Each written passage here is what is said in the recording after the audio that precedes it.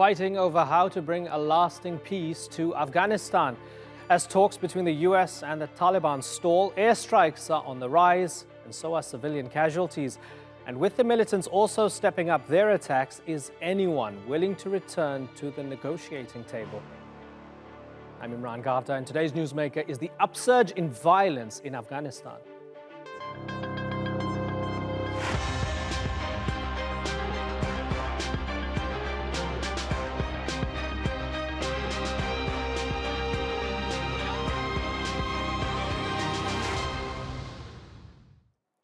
For the first time since the Bush administration went to war in Afghanistan 18 years ago, US and Afghan government forces killed more civilians in the first 3 months of 2019 than they did members of the Taliban. President Trump recently tweeted, quote, "We're hitting our enemy harder than at any time in the last 10 years.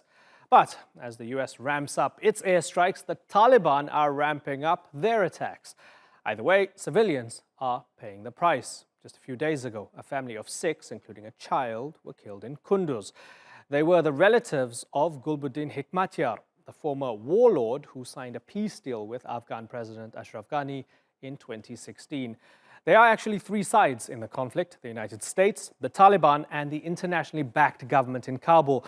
And while they all say they want peace, after nearly 2 decades of steadily increasing violence from all sides, are they anywhere nearer to their goal?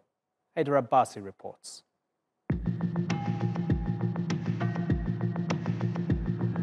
It's America's longest war. The US achieved quick victories when it went into Afghanistan in 2001. Although the Taliban was quickly removed from power, it's since regained significant territory. And the violence is getting worse. According to the US military's own figures, it dropped more bombs in Afghanistan in 2019 than any other year of the war. US Central Command says more than 7,400 explosives were dropped last year. That was nearly 8 times more than 2015. This has led to a rise in civilian deaths. The UN says more than 1,100 civilians were killed by pro-government forces in the first 3 quarters of 2019.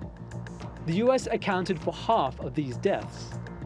US attacks began to escalate after the election of President Donald Trump in 2016. Trump relaxed the criteria for launching airstrikes in Afghanistan, which has led to the surge in attacks. In one incident in January, at least 60 civilians were killed when a US drone strike targeted the commander of a Taliban splinter group. Attacks by the Taliban and other groups have also intensified. The UN says 1,200 civilians were killed by militants in the first 9 months of last year.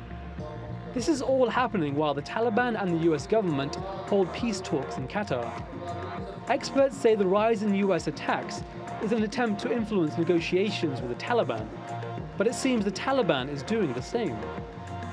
The strategy hasn't yet forced the Taliban to accept a settlement. So will America reconsider its approach in Afghanistan? Haider Abbasi, The Newsmakers. Well, to discuss this, I'm joined from Kabul by Javid Faisal. He's the spokesman for the Office of the National Security Council of Afghanistan. And from Washington, D.C., by Luke Coffey, former special advisor to the UK Ministry of Defence. And in Colombo, Sri Lanka, is Omar Waraich, the Deputy South Asia Director for Amnesty International. Good to have you all on the program. Let's go to snowy Kabul to begin. Javid Faisal, 7,423 bombs were dropped by the United States in 2019. Was it necessary? We believe the best solution to this war could be a peace deal. That's the firm belief in Kabul, and that's the reason we have opened up for the dialogue with the Taliban.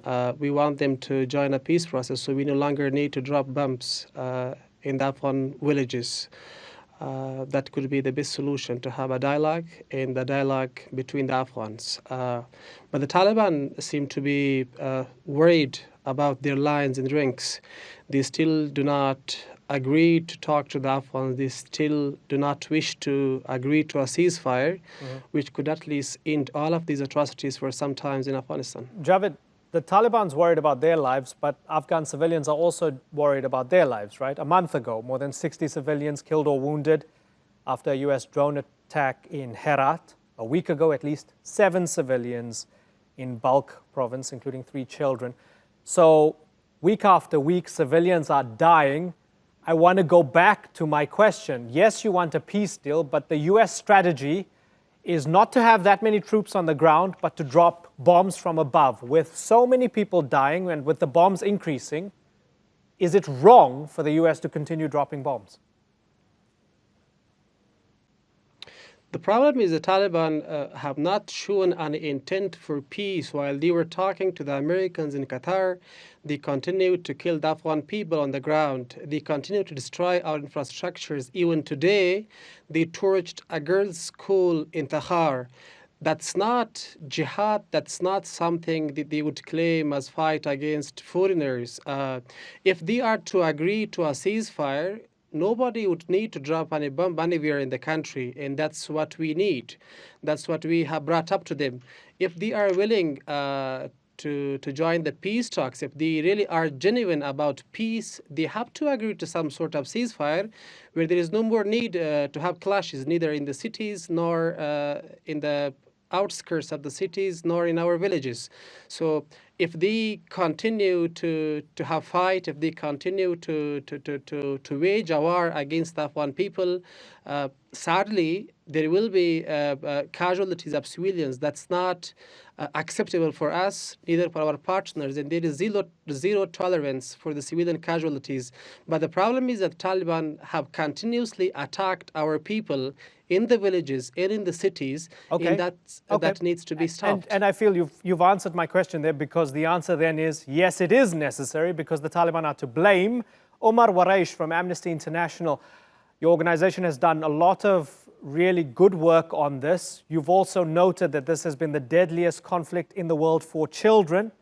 More than 2,400 children were killed in the first 9 months of 2019. That's from Amnesty, looking at the situation in Afghanistan. Javid Faisal is saying the Taliban plays dirty. The Taliban is responsible for this. And unfortunately, it's, I guess, a necessary evil that the United States has to drop bombs in order to try and win this war. The position from Amnesty is what, Omar? Thanks, Imran. The Taliban is responsible for large numbers of unacceptable civilian casualties, people being killed and injured, and in many cases from deliberate attacks that amount to war crimes. But the US and the Afghan forces are also responsible for a large number of civilian casualties, either from aerial operations many times, but also night search operations. And in particular, I'd like to draw your attention to, for example, the Zero units that are run by Afghan's intelligence agency, the NDS, and which are backed by the CIA, which aren't subject to the same rules that, for example, the US military is. All of these sides have to make a clear commitment that they will not target civilians and that they will take every single precaution to not harm civilians in any way, so that they're abiding by the laws of war, which are very, very clear on these questions. There is a distinction made between civilians and combatants, and there is a distinction made in terms of the proportionality of weaponry that's used. We're not seeing that happen. Unfortunately, sadly, a decade on since these records are being kept, you have civilian casualties at near record levels. Last year, in the first half of the year, it was actually the international forces and the Afghan forces that killed more people than the armed groups. Right, and just to add to that point, so Sigar, the Special Inspector General for Afghanistan Reconstruction, used to tell us how much territory the Taliban contests or controls in Afghanistan. They don't do that anymore. They stopped releasing a few different things that they used to release. So the data sets in terms of the number of bombs and civilian casualties, these are some of the few things that we have, some of the few metrics we have to judge where the war is going right now. Luke Coffey, when we look at the numbers, the increase in the number of bombs dropped, the increase in the number of civilians killed, if both are increasing every year, and as Javid Faisal says, the Taliban continues to attack with impunity, then just basically tactically, it's not working, is it? If you're dropping more bombs and the Taliban is still attacking and is strong? It's good to see you, Imran. It's difficult to tell at this point because the negotiations are still continuing on mainly behind the scenes, so we don't know what sort of pressure this is putting on the Taliban for the talks. However, there are two important points that I think that need to be made that were not made in the opening package. And the first one is that last year, according to that same UN data, the Taliban accounted for the majority of civilian casualties. So that's an important point to make. And another important distinction is the fact that the Taliban purposely target civilians. The U.S. military. But Luke, you know, we're holding the U.S. government and the Afghan government to a higher standard, right? Because the Taliban says they want to attack civilians. The U.S. government and the Afghans say they do not. Yeah, but it's a very important distinction to make. When a U.S. missile hits a innocent family's home, it's purely by accident. It's not on purpose. And the U.S. investigates this, corrective measures are taken. The Taliban are purposely targeting civilians. Okay. And it's Omar, tragic okay. all around. Okay, Omar, come in from Amnesty. Come in. Hi, I mean, you can say accidents happen once or twice or a few times. When accidents persistently happen in the same places using the same methods over a whole number of years, something's dreadfully wrong here. Luke? Well, the idea, the insinuation that the U.S. military is purposely targeting innocent civilians is preposterous. I didn't say that. I said that no. There's no insinuation there. The clear thing is that the laws of war are not being clearly abided by. Okay, so let's take that. Okay, so that Luke, there isn't the point a careful distinction made to protect civilians. Okay, that the disproportionate use of weapons being used. Right, and Luke, okay, so we can go back to when the Trump administration loosened the code, right? So to Omar's point, is it not being careful enough? Is it playing fast and loose with civilian lives in the fight against the Taliban? There's no organized, systematic plan for the U.S. military to target civilians in Afghanistan in the same way the Taliban does. And of course, when President Trump lifted the rules of engagement, or loosened the rules of engagement or changed them to allow for more airstrikes, of course, this came with the risk of more civilian casualties. And I know that international forces in Afghanistan take every precaution possible to ensure that this doesn't happen. Sadly, very sadly and tragically, it does happen. But we have to draw a line between the Taliban purposely targeting civilians and, in fact, causing the majority of civilian deaths in Afghanistan, with the U.S. participating in an armed conflict that is trying to bring to a peaceful negotiated end. Javid Faisal, do you trust the Taliban to finally come to the negotiating table and go a step further and agree to a peace deal? As of yet, we have not seen any signs of them that could tell us the Taliban would be believing in peace talks. But we do hope they would actually come to the peace talks. They would be genuine about their efforts to have a peaceful end to this conflict in Afghanistan. Neither the Afghan government nor the U.S. believes in war, nor in the bombs. It's the reason why we have opened talks with the Taliban, why the U.S. is talking to the Taliban in Qatar, and why we have offered them talks with the Afghan government, because we believe that the solution is to talk, not to have continued violence in Afghanistan, where the people are the victims. But the main problem, again, is that Taliban have not shown any signs that could make us hopeful for the future. Like I mentioned earlier, in the same time that they talk to the Americans, they continue to attack the Afghan people. They have intensified the violence, not just in the suburbs, not just in the villages, but also in the cities. And that's a clear sign that they are not willing to join the peace process, that they are not genuine about their efforts. Why should they be denying let's say, a reduction in violence at least, or at least a ceasefire. There is nothing wrong with a ceasefire. They have to agree to a ceasefire, so we know that they are genuinely willing about the peace process. Okay, and Luke Coffey, before I let you go, what was interesting coming out of Zalmay Khalilzad's different meetings, especially his meetings with Abdullah and with President Ghani, is afterwards he's come out and he said, well, he's still hopeful of securing a ceasefire. Now, if we compare that to, say, September, when he was hopeful of an historic peace deal that was, on the verge of happening, what does that tell us? Does it tell us that the Taliban, in many ways, seems to have the upper hand here if Khalilzad has reduced his expectations now just to a ceasefire? I think it's a dose of reality. These are very complex negotiations that are going to take a very long time. I think some people had this idea that it would be a couple of meetings around a table in Doha and everything would be done, and that we would settle this in some big bang settlement with the Taliban and the Afghan government. And these negotiations are more of a process and not an event. And we're going to see progress being made. We're going to see steps going backwards on this process. So I think we have to be patient and we have to give a space for these negotiations to start. And if we can have some sort of ceasefire, even if it's a limited ceasefire as a confidence building measure, I think that's a step in the right direction. But nobody should assume that these talks are going to end overnight or they're going to be successful very quickly. Luke, always a pleasure having you on the Newsmakers. Thanks so much for joining us. Let's bring in Adam Weinstein now from Los Angeles. He's a political analyst and a veteran of the United States Marine Corps. Adam, good to have you back on the program as well. So, as we've discussed, the bombs are increasing, civilian deaths are increasing. Do you think a ceasefire is possible imminently? Well, I think it's certainly possible. It depends how, a complete ceasefire is what the government in Kabul wants.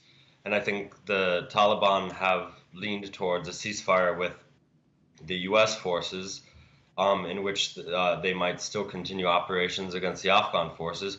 So it depends how you define complete. I think most people define complete as no actions against either the government in Kabul or the U.S. forces. I think that's possible, but do I think it's likely? Probably more likely that it won't happen in the imminent future, but certainly not out of the question. Omar Waraich, as we take a step back for a second, for as long as this conflict continues, help us understand the impact on ordinary people in Afghanistan. The impact is it's beyond words, Imran. You're looking at a conflict. While people say it's America's longest war that has been going on for nearly 2 decades, for ordinary people in Afghanistan, this has been going on for 4 decades. It has been going on longer than most Afghans have been alive. You're looking at a situation where civilian casualties that we know of, and the real numbers could be much larger, we're looking at very, very verified figures by the UN, are at record high levels and have been for a number of years.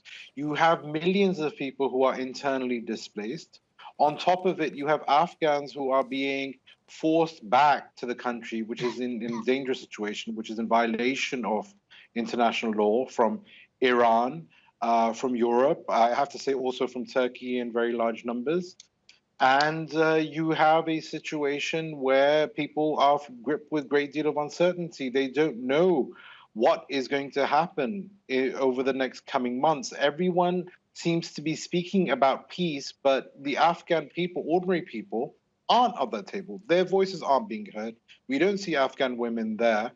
And we don't really know what it means for them, because peace is not just the end of hostilities. Peace also means the ability of people to go to school in peace, for women to work in peace, for journalists to be able to do their jobs in peace. All of these things are important as well. So, Javid Faisal, as this fairly negative picture has been painted, it's a horrible situation, and a lot of the gains that were made over the years are seemingly being reversed. While all of this is going on and the conflict rages, at Davos, President Ghani saying that Afghanistan is ready for a major US troop reduction.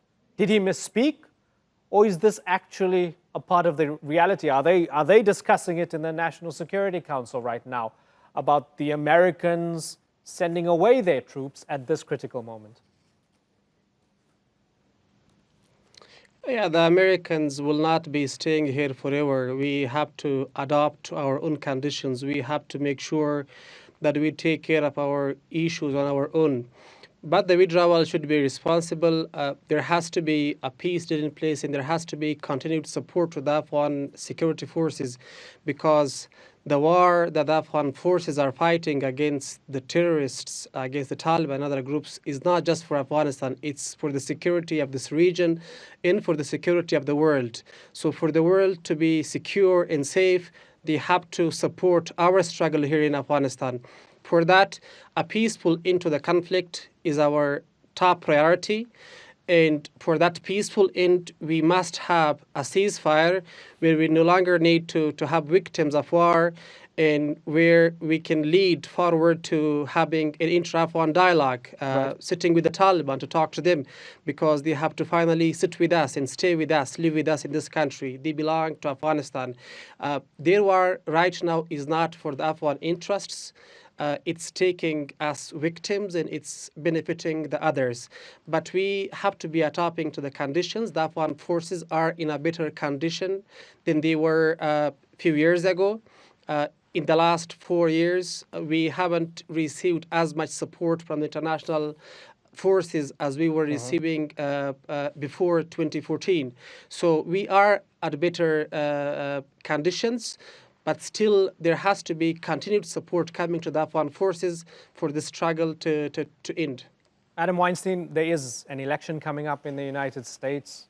Perhaps Afghanistan will feature in terms of foreign policy. Perhaps President Trump wants to pull out in order to get more votes. Who knows, right? But with all of that in mind, as we look at the current Afghan strategy, is there a policy, is there a clear strategy when you look at how the White House and State Department and DOD and so on deal with this 18-year-long war? No, I don't think there's a real strategy. I think there's a divide between the Trump administration and the technocrats and experts who have worked in the DOD and various organizations for a decade or so. I think there's some folks that want the withdrawal to occur, but want it to be still want it to remain gradual. I don't think the Trump administration knows what it wants. When it appeared to be on the verge of a deal with the Taliban, after a couple American casualties, Trump turned that into a political stunt and decided to leave negotiations. Which obviously I was a U.S. Marine. Any casualty is a tragedy, but that's not how you negotiate. And in the case of in the case of some of the politicians who are running for president, some of them have advocated that they would withdraw completely. Right. What that means, they haven't gotten into the nuance of it. So I don't think anyone knows what the strategy is. Okay. And Omar Waraich, this is one of those conflicts where, unlike something like Congo, for example, whenever we discuss it, we talk about potential war crimes tribunals, we talk about accountability and so on. Year after year, civilians die. There's never any mention about who's to be held to account for killing them, whether it's on purpose or not. Is that something that we need more of, accountability in this seemingly never-ending war? Well, absolutely. And in fact, one of the reasons why we can't take the claims on any of the sides seriously when it comes to civilian casualties is because they haven't carried out their own investigations. They haven't had their own accountability systems. And so we have the ICC, the International Criminal Court, is currently looking at an appeal on whether there will be an investigation into war crimes and crimes against humanity in Afghanistan. Last time they backed off because they were bullied into submission by the Trump administration, particularly by Secretary Pompeo and John Bolton, who was still the national security advisor. We'll get the ruling on that in a few weeks, and we hope for the sake of the Afghan victims that it will be a positive one, that finally the voices of Afghan victims will be heard. We have a minute left on the program, so very briefly, please, Javid, do you support international justice in Afghanistan? and the ICC looking into potential war crimes and crimes against humanity? What we are focused right now is a peace deal with the Taliban, which could end all these atrocities in Afghanistan. The steps that come after a peace deal will be a situation where we have to follow up on. But of course, we want a peace for now, and a peace is the best solution to ending all of these atrocities and paving the road for the steps that needs to be taken after. Gentlemen, we've had a great diversity of views on the program, and I really appreciate you all taking the time to join us on the Newsmakers. Omar Waraich, Adam Weinstein, Javid Faisal, and earlier Luke Coffey as well. I thank you for your time. We'll have you back on the program sometime very soon. Thanks so much. And thank you for watching. We will see you next time here on the Newsmakers. Bye-bye.